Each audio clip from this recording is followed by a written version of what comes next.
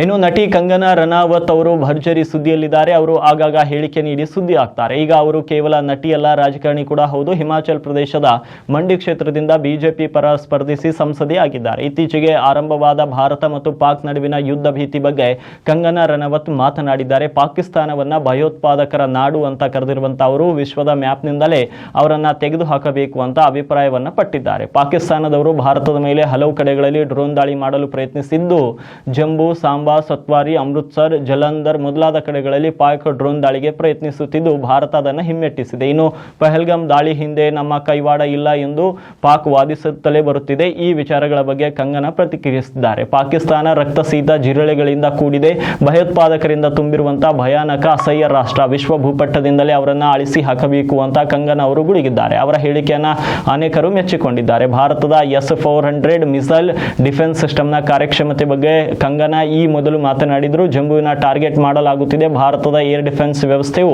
ಪಾಕ್ ಡ್ರೋನ್ಗಳನ್ನು ಹೊಡೆದು ಹಾಕಿದೆ ಎಂದು ಕಂಗನಾ ಅವರು ಈ ಮೊದಲು ಹೆಮ್ಮೆಯಿಂದ ಹೇಳಿಕೊಂಡಿದ್ರು. ಪಹಲ್ಗಾಮ್ ದಾಳಿ ಹಿನ್ನೆಲೆ ಭಾರತದವರು ಆಪರೇಷನ್ ಸಿಂಧೂರ್ ನಡೆಸಿದ್ದಾರೆ. ಈ ದಾಳಿಗೆ ಪಾಕಿಸ್ತಾನ ತತ್ತರಿಸಿ ಹೋಗಿದೆ. ಮುಂದಿನ ದಿನಗಳಲ್ಲಿ ಗಡಿಯಲ್ಲಿ ಮತ್ತಷ್ಟು ಬಿಗುವಿನ ವಾತಾವರಣ ನಿರ್ಮಾಣವಾಗುವ ಸಾಧ್ಯತೆ ಇದೆ.